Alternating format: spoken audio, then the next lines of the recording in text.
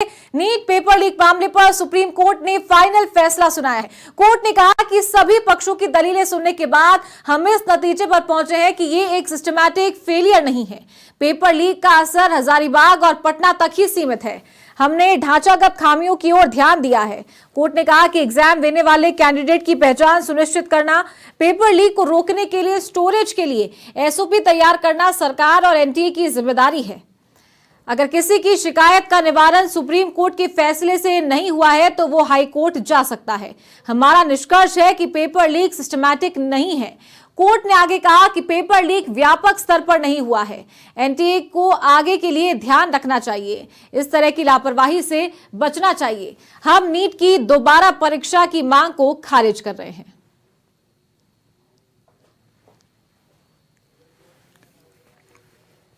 तो बता दें कि नीट पेपर लीक मामले पर सुप्रीम कोर्ट का आखिरी फैसला आ चुका है।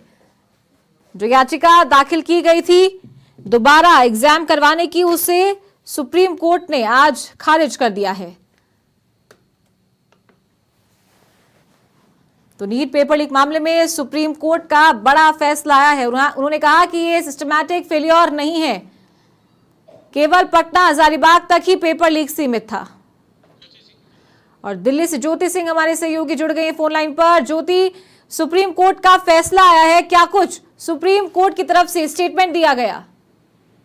बिल्कुल चारू, देखिए नीट यूजी पेपर की बात करें तो देखिए जब से ही ये नीट यूजी का पेपर हुआ है तब से ही लीक के आरोपों के बाद लगातार सुप्रीम कोर्ट में कई सुनवाइयां हो चुकी हैं और आज भी सुप्रीम कोर्ट में देखिए जो सुनवाई हुई है उस पर आखिर जो परीक्षा है देखिए वो रद्द नहीं की गई है।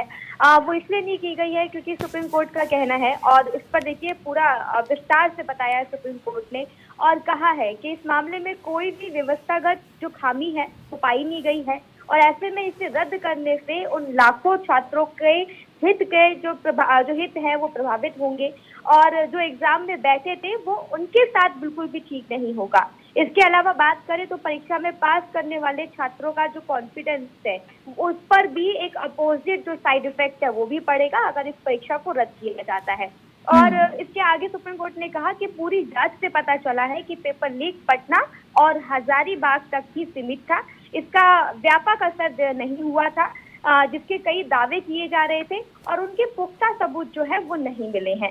इसके आगे फैसले में देखिए कहा है कि एनटीए की सभी जो खामियां हैं उस पर बातचीत की गई है और हम छात्रों के हित में एनटीए की खामियों को नजरअंदाज भी नहीं कर सकते हैं और केंद्र सरकार को नीट परीक्षा की सभी खामियां इस साल दूर कर लेनी चाहिए ताकि ऐसा भविष्य में दोबारा कभी ना हो सके। इसके साथ ही अदालत ने इसरो के पूर्व जो चीफ है के राधाकृष्ण की अध्यक्षता वाली कमेटी की रिपोर्ट सौंपने के लिए 30 सितंबर तक का जो समय है वो भी दिया गया है चारू। और इसके साथ ही साथ देश में जो प्रतियोगिता जो एंट्रेंस एग्जाम हो रहे हैं उसमें क्या क्या सुधार करने चाहिए इस पर भी सुझाव देने के लिए एक पैनल का गठन किया गया है जो कि आगे जो नीट जैसी जो तमाम एंट्रेंस परीक्षा की योजना कराती हैं उनके एक रिपोर्ट सौंपने के लिए कहा गया है कि किस तरीके से सुधार होने चाहिए ताकि भविष्य में इस तरीके की पेपर लीक की घटनाएं नहीं हो।